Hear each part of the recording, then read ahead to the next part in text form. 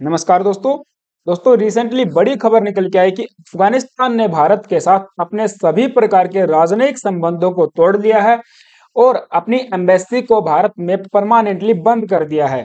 तो चलिए आज के सेशन में डिटेल से डिस्कस करेंगे कि किस प्रकार से ये डेवलपमेंट भारत और अफगानिस्तान दोनों को प्रभावित करेगी और इंडिया एंड अफगानिस्तान के डिप्लोमेटिक रिलेशंस कब से इस्टेब्लिश हुए। अफगानिस्तान भारत के लिए इतना महत्वपूर्ण क्यों है? क्योंकि कई बार हमारे सीनियर डिप्लोमेट्स कह चुके हैं कि अब समय आ चुका है तालिबान लेड गवर्नमेंट के साथ इंडियन गवर्नमेंट को अपने डिप्लोमेटिक रिलेशंस को एस्टेब्लिश करना चाहिए, उनके साथ में संबंध जो है कि सुधारने चाहिए। देखिए इस बात पर चर्चा भी क्यों होती है कि एक आतंकवादी लेड गवर्नमेंट के साथ भारत सरकार अपने संबंध सुधारे, उनके साथ अपने राजनयिक संबंध स्थापित करे। तो इस बात से आप अंदाजा लगा सकते हो कि अफगानिस्तान भारत के लिए कितना ज्यादा मायने रखता है, कितना ज्यादा इंपॉर्टेंट है। यहाँ पे न्यूज आप देख पाओगे, Afghan embassy in India shuts down citing lack of support Taliban pressure. लेकिन अगर हम बात करें इंडिया एंड अफगानिस्तान के राजनयिक संबंधों की, इनकी शुरुआत 1935 में होती है जब भारत में ब्रिटिश शासन था और अफगानिस्तान को भी एक मोनार्क यहाँ पे रूल कर रहे थे, किंग मोहम्मद जाहिर शाह। इनका शासन 1933 से लेकर 1973 तक था। 1973 में इनको लात मार के भगाया गया और वहां पे रिपब्लिक ऑफ अफगानिस्तान की स्थापना की गई इन्हीं के भाई के द्वारा। इसके बारे में मैं आपको आगे बताऊंगा। लेकिन यदि फॉर्मल अफगानिस्तान एंड इंडिया के डिप्लोमेटिक रिलेशंस की अगर हम बात करें तो इनकी शुरुआत जनवरी 1950 में होती है जब दोनों देशों ने एक 5 ईयर ट्रीटी ऑफ फ्रेंडशिप को साइन किया, जो कि नई दिल्ली में साइन की गई थी। एंड इसी ट्रीटी के तहत दोनों देशों की टेरिटोरी में डिप्लोमेटिक एंड काउंसलर पोस्ट को भी इस्टेब्लिश किया। तो यहां से हम कह सकते हैं कि भारत और अफगानिस्तान के बीच में राजनयिक संबंधों की हेल्दी शुरुआत होती है, जो कि बहुत लंबे समय तक चलती है।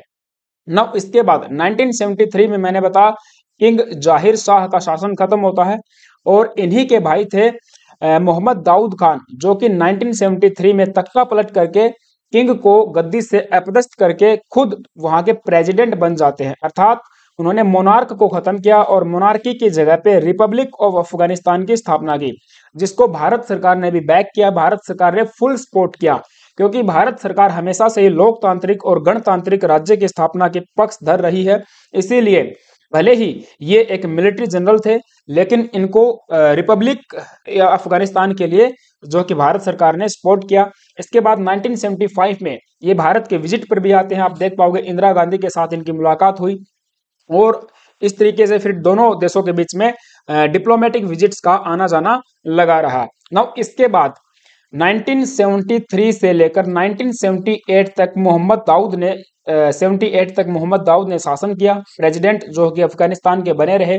1978 के बाद में 1992 तक यहाँ पे वन पार्टी का शासन रहा, जिस पार्टी का नाम आप देख पाओगे PDPA, people's democratic party of Afghanistan. 1978 से 1992 इस पार्टी ने अफगानिस्तान को अनेक प्रकार के प्रेसिडेंट एंड प्राइम मिनिस्टर दिए। उन्हीं में से एक थे मोहम्मद नजीबुल्लाह, इनको डॉक्टर नजीब के नाम से भी जाना जाता था। इन्होंने 1986 में जो कि अफगानिस्तान के प्रेसिडेंट के रूप में शपथ ली और 1986 में इन्होंने अफगानिस्तान का नाम चेंज कर दिया। जो नाम 1973 में आया था रिपब्लिक ऑफ अफगानिस्तान, ये बन जाता है डेमोक्रेटिक रिपब्लिक ऑफ अफगानिस्तान।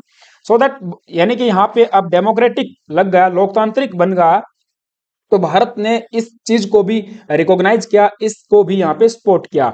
मैंने बताया हमेशा से ही भारत सरकार लोकतांत्रिक और गणतांत्रिक सरकार की स्थापना के पक्षधर रही है। सो इसीलिए हमने इस गवर्नमेंट को अफगानिस्तान में सपोर्ट किया, इसको बैक किया, वहां पे ह्यूमैनिटेरियन एड भेजी, मोहम्मद नजीबुल्लाह को हमने सपोर्ट किया और यहाँ पे हमारे जो संबंध है अफगानिस्तान के साथ में अच्छे करने की कोशिश हमने की।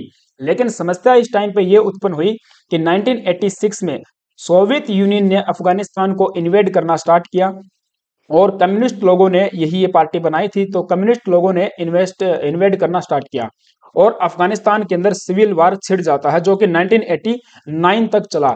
और इसके बाद 1989 में अफगानिस्तान से सोवियत ने अपनी सेना को विड्रॉ कर लिया, क्योंकि अफगान मुजाहिदीन जैसे छोटे छोटे जो ग्रुप्स थे, आतंकवादी संगठन जिनको बाद में नाम दिया गया, ये यहाँ पे जीत जाते हैं और अफगानिस्तान में आपको बताऊं सरकार को भी फिर हटा देते हैं। जो सरकार पीडीपीए की सरकार थी, इनको धीरे धीरे ये कंट्रोल करना स्टार्ट करते हैं और 1992 तक आते आते पीडीपीए पूर्णतः खत्म हो जाती है और फिर इन आतंकवादी संगठन जैसे कि तालिबान का अफगानिस्तान पे शासन होना स्टार्ट हो जाता है और पाकिस्तान यहाँ पे फुली सपोर्ट कर रहा था मुजाहिदीन जैसे संगठनों को, ठीक है। तो यहाँ पे भारत और अफगानिस्तान के रिश्ते फिर बिगड़ने स्टार्ट हो जाते हैं। क्यों? क्योंकि हमने सोवियत यूनियन का साथ दिया, न कि अफगानिस्तान का साथ दिया, राइट। सो इसीलिए भारत और अफगानिस्तान के जो रिश्ते हैं इस टाइम पीरियड पे ठंडे बस्ते में चले जाते हैं। तो 1992 का आप देख पाओगे यहाँ पे जो सरकार के अंडर में था, गवर्नमेंट के कंट्रोल में जो एरिया था वो बहुत कम बचा हुआ था, केवल काबुल पर इनका अधिकार था। बाकी पूरे एरिया में आप देखोगे छोटे छोटे जो संगठन थे उन्होंने अपना शासन एस्टैब्लिश करना स्टार्ट कर दिया। 1996 में तो तालिबान ने पूरे अफगानिस्तान को ही कैप्चर कर लिया। ये वाला एरिया आप छोड़ दीजिए, इसको नदन अलायंस ने कैप्चर किया हुआ था, इसके बारे में मैं आपको आगे बताऊंगा। फिर इसके बाद 1996 से लेकर 2001 तक पूरे अफगानिस्तान पे ही आप देखोगे अफ इसका दैट इज तालिबान का शासन हो जाता है। लेकिन 2001 में तालिबान ने एक बहुत बड़ी गलती की। तालिबान ने अमेरिका के ऊपर एक हमला किया, 9/11 के नाम से उसको जाना जाता है। एक अमेरिका के ऊपर बहुत बड़ा आतंकी हमला था, राइट। इसीलिए अमेरिका ने इन्वेड करना स्टार्ट किया तालिबान को और तालिबान को यहाँ से खदेड़ना स्टार्ट कर दिया। तो इसके तहत एंड ऑफ 2020 मतलब 2001 के अंत तक आप देख पाओगे आधे से ज्यादा अफगानिस्तान के ऊपर नदन अलायंस की सेना ने अपना अधिकार जमा लिया। नदन अलायंस यही है जो अमेरिका के द्वारा लेड की गई एक सेना है और बहुत सारे जो यूरोपियन देश है उनकी सेना इसमें काम कर रही थी, ठीक है। तो इस सेना ने क्या किया, पूरे अफगानिस्तान को 2004 तक आते आते कंप्लीटली कैप्चर कर लिया, तालिबान को उखाड़ फेंका और यहाँ पे एक स्टेबल गवर्नमेंट की स्थापना अमेरिका के द्वारा की जाती है, जो कि एक डेमोक्रेटिक गवर्नमेंट यहाँ पे थी, इलेक्टेड गवर्नमेंट थी, राइट।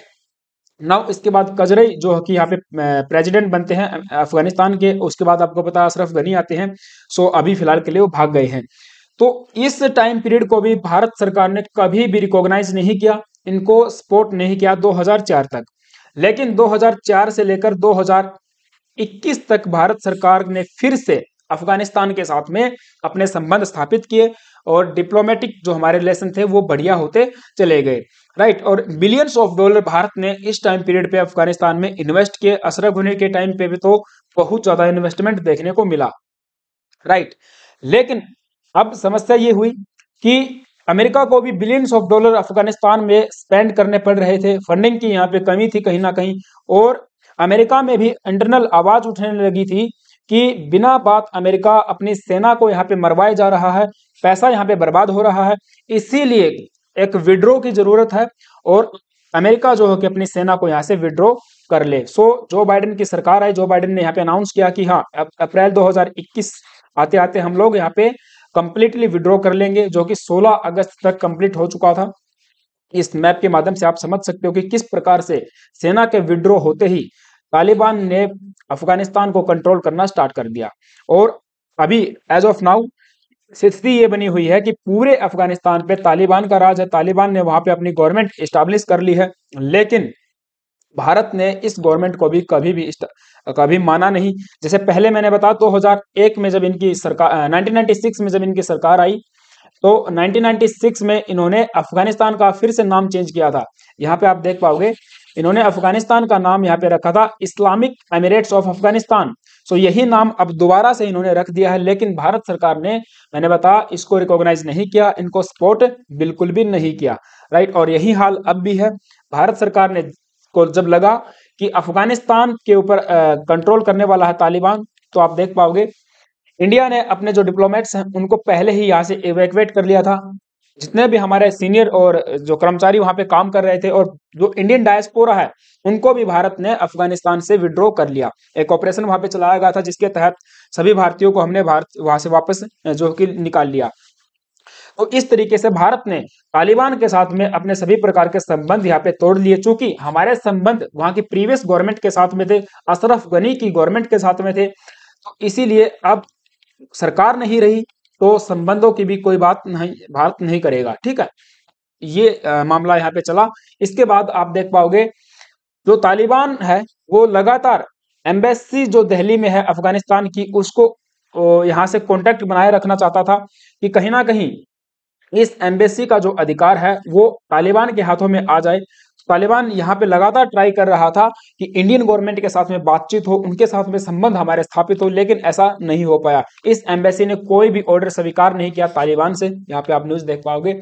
सो दैट आगे चल के ही हुआ ये कि 2021 में आपको पता है सरकार वहां से चली गई जो इनकी होस्ट गवर्नमेंट थी, क्योंकि किसी भी एम्बेसी को स्मूथली फंक्शन करने के लिए होस्ट गवर्नमेंट का और जिस देश में वो एम्बेसी है उस गवर्नमेंट का सपोर्ट मिलना, फंडिंग मिलनी, वहां से सहायता असिस्टेंस मिलना बहुत बहुत जरूरी होता है।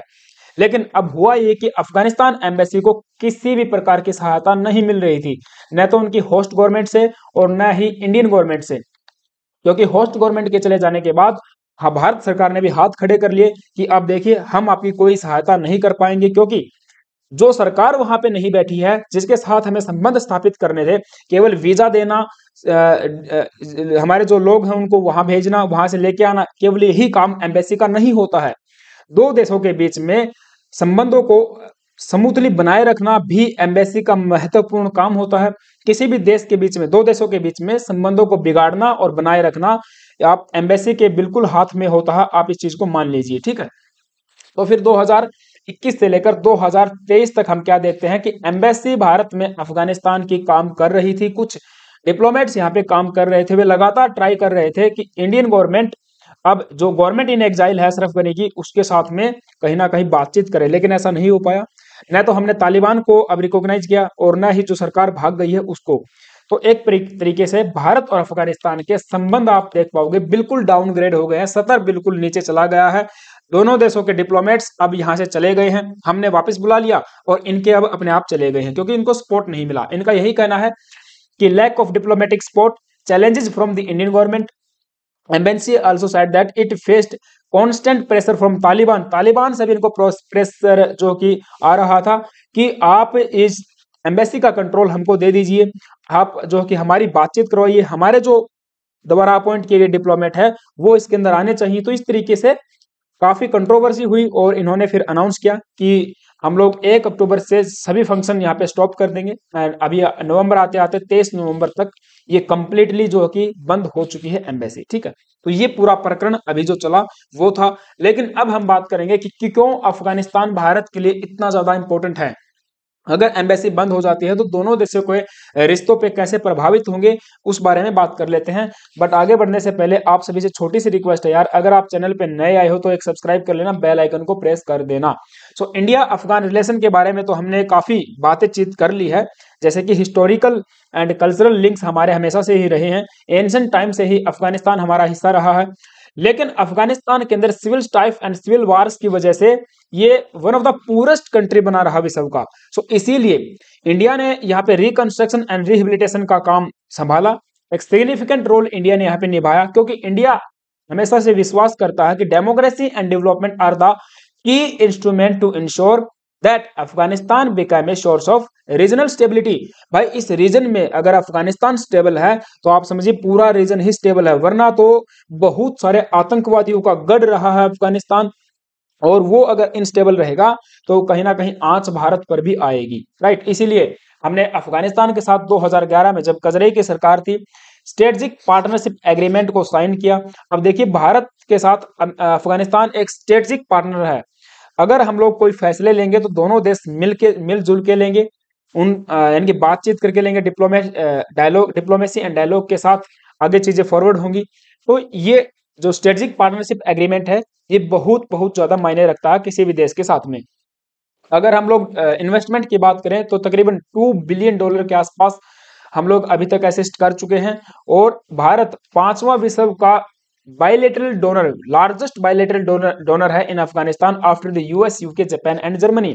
तो आप इस बात से भी अंदाजा लगा सकते हो कि भारत ने कितना पैसा अफगानिस्तान में इन्वेस्ट किया हुआ है। वो पैसा कहाँ कहाँ इन्वेस्ट किया है उसके बारे में मैं आपको आगे बताऊंगा। So now why relation with Afghanistan matter, क्यों मैटर करते हैं। सबसे पहले बात तो geo strategic and geo political location की वजह से। अफगानिस्तान की अगर लोकेशन आप देखोगे तो ये middle east, south Asia and central Asia की क्रॉस रोड पे स्थित है। तीनों को यहाँ पे एक्सेस प्रोवाइड करवाता है। अगर हमको सेंट्रल एशिया से को एक्सेस करना है तो अफगानिस्तान होके हम जा सकते थे पहले। आपको पता है ये मैप थोड़ा सा ठीक है, ये ऐसे कर लेना। ये जो हमारा पाक ऑक्यूपाइड कश्मीर है, वहां से अफगानिस्तान की 106 किलोमीटर की सीमा लगती है। कहीं ना कहीं पाक ऑक्यूपाइड जो कश्मीर है वो हमारा हिस्सा होगा, आप देख लेना। तो उस टाइम पे अफगानिस्तान बहुत ज्यादा इंपॉर्टेंट रोल अदा करेगा सेंट्रल एशिया के एक्सेस के लिए। और फिलहाल के लिए भी आपको मैं बताऊं, ईरान से हम लोग जा सकते हैं, चाहबार पोर्ट हमने बना, सो ईरान होते हुए हम लोग अफगानिस्तान जाएंगे और फिर सेंट्रल एशिया को एक्सेस कर सकते हैं। इसी तरीके से अगर मिडिल ईस्ट को अगर करना है सेंट्रल एशिया को एक्सेस, तो फिर ये अफगानिस्तान होकर ही जाएंगे, राइट। तो इस तरीके से जियो स्ट्रेटेजिक लोकेशन बहुत ज्यादा इंपॉर्टेंट रखती है अफगानिस्तान की, और उसके साथ में फिर उसकी जो स्टेबिलिटी है वो भी इंपॉर्टेंट हो जाती है, राइट।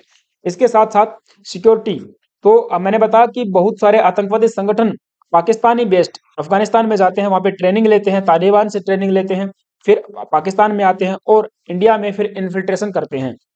तो भारत के लिए कहीं ना कहीं बहुत बड़ा खतरा है सिक्योरिटी को लेकर। डोमेस्टिक सिक्योरिटी भी और रीजनल सिक्योरिटी भी बहुत ज़्यादा जरूरी है इस क्षेत्र के लिए। और कहीं ना कहीं फिर रीजनल बैलेंस ऑफ पावर अगर हम देखें, तो आप देखिए चाइना लगातार ट्राई कर रहा है तालिबान के साथ में अपने संबंध अच्छे करने की। पाकिस्तान के साथ में तो खैर इनके संबंध बिगड़े हुए हैं, लेकिन चाइना यहाँ पे पाकिस्तान इसको अफगानिस्तान को बेल्ट एंड रोड इनिशिएटिव में भी शामिल करने की लगातार कोशिश कर रहा है। तो regional balance of power Bharat को अगर बनाना है, खुद को इस पूरे रीजन का, साउथ एशिया का अगर लीडर शो करना है, तो अफगानिस्तान के साथ में संबंध हमको अच्छे से बनाए रखने पड़ेंगे। ये ये बात हमको समझनी पड़ेगी। नाउ कनेक्टिविटी तो मैंने आपको बता दिया, gateway to the Central Asia भी इसको कहा जाता है। एंड इसके साथ एनर्जी एंड रिसोर्सेज एम्बिशन, अगर हम बात करें अफगानिस्तान की, तो $1 ट्रिलियन के आसपास के नेचुरल जो रिसोर्सेज हैं वो डिपॉजिट है अफगानिस्तान में, जिनको अभी तक इवैक्यूएट नहीं किया है, वो अनटैप्ड हैं। लेकिन भारत वहां पे इन्वेस्टमेंट करके पैसा लगा के उनको एक प्रकार से उनको एक्सक्रेशन मीन्स उनको जो है कि निकाल सकता है, उनका यूज कर सकता है। तो इस तरीके से म्यूचुअल बेनिफिशियल कोऑपरेशन की हेल्प से हम लोग इस सेक्टर में भी काम कर सकते हैं, एनर्जी एंड रिसोर्सेज के सेक्टर में। इसीलिए भी अफगानिस्तान हमारे लिए इंपॉर्टेंट हो जाता है। ठीक है, कुछ मेजर प्रोजेक्ट हैं जो कि इंडिया ने अफगानिस्तान में चलाए हैं, जैसे कि सलमा डैम की अगर हम बात करें, बट फिलहाल के लिए तो इसके ऊपर पूरा का पूरा कंट्रोल अफगानिस्तान का है, राइट। इसको India and Afghanistan friendship dam के भी नाम से जाना जाता है। 2016 में इसको इनोग्रेट किया गया था पीएम मोदी एंड अशरफ गनी के द्वारा, राइट। तो ये बहुत बड़ा एक $multi-million प्रोजेक्ट है। जेरांज दिलाराम हाईवे जो कि जोड़ता है जेरांज को दिलाराम से, ये अफगानिस्तान में है। अगर हम लोग चाबहार होके मुंबई से हम लोग पहुंचे चाहबार, चाहबार से हम लोग जाएंगे फिर अफगानिस्तान में, और अफगानिस्तान के अगर लैंड में हमको इंटर करना है तो जेरांज दिलाराम हाईवे बहुत इंपॉर्टेंट होगा हमारे लिए, और फिर यहाँ से हम लोग सेंट्रल एशिया जा सकते हैं। अगर हमको ट्रेड करना है, ट्रेड के लिए बहुत ज्यादा इंपॉर्टेंट है। 218 किलोमीटर का ये रोड है और बीआरओ के द्वारा इसको बनाया गया है, राइट। अब पाकिस्तान ने तो क्योंकि डिनाई कर दिया ना एक्सेस, पाकिस्तान होकर तो हम लोग अफगानिस्तान जा नहीं सकते, तो यही रूट हमारे लिए स्टेबल रहेगा। तो इसीलिए हमने अफगानिस्तान के अंदर इतनी हैवी इन्वेस्टमेंट की हुई है। इसके साथ साथ हमारे पार्लियामेंट बनाई। अफगानिस्तान की जो पार्लियामेंट अभी जिस पर तालिबानियों का राज है, जो बंदूक लेके वहां पे बैठे हुए हैं, $90 मिलियन के साथ में ये हमने बनाई थी। इस संसद भवन में आप देख पाओगे जो हमारे फॉर्मर प्राइम मिनिस्टर हैं अटल बिहारी वाजपेयी, उनके नाम पर एक ब्लॉक भी बना हुआ है, अटल ब्लॉक। एंड इसके साथ साथ स्टोर पैलेस, ये जो स्टोर पैलेस है ये टूरिज्म को बढ़ावा देने के लिए भारत ने वहां पे बनाया था, जो कि 19th सेंचुरी में एक्चुअली बनाया गया था। अब इसको रिस्टोर भारत ने किया है, ठीक है।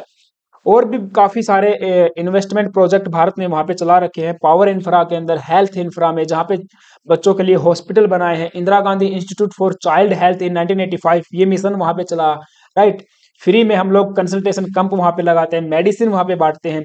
सेतु डैम वहां पे भारत बना रहा है। ट्रांसपोर्टेशन की अगर बात करोगे तो आप देख पाओगे 400 बसेज हैं, 200 मिनी बसेज हैं, 285 मिलिट्री व्हीकल्स भारत ने दिए, 10 एम्बुलेंस हमने दिए। तो काफी काफी इंपॉर्टेंट प्रोजेक्ट जो है कि इंडिया के अफगानिस्तान में चल रहे हैं, काफी कंप्लीट हो चुके हैं और कुछ ऑनगोइंग थे, लेकिन तालिबान की वजह से वे सब रुक चुके हैं। हमारे काफी सारे पैसे आप कह सकते हो कि अफगानिस्तान में फंसे हुए हैं। तो इसीलिए एक तापी गैस पाइपलाइन प्रोजेक्ट भी ये भी है इसके अंदर शामिल। तो इसीलिए इन सब बातों को ध्यान में रख के हम कह सकते हैं कि अफगानिस्तान भारत के लिए बहुत ज़्यादा इंपॉर्टेंट है, स्ट्रेटेजिक पॉइंट ऑफ व्यू से भी और ट्रेडिंग की वजह से भी। ठीक है, तो ये अफगानिस्तान और इंडिया रिलेशन के बारे में मैंने आपको बताया। आई होप कि आपको चीज़ें ज़रूर समझ में आई होंगी। आपका क्या ओपिनियन है इस चीज़ के ऊपर, please let me know in the comment box. और आप कैसे इस डेवलपमेंट को देखते हो, मुझे ज़रूर से ज़रूर बताना। वीडियो अच्छी लगी तो लाइक कर देना, चैनल पे नए आए हो तो एक सब्सक्राइब जरूर कर लेना। Thank you guys, have a nice day.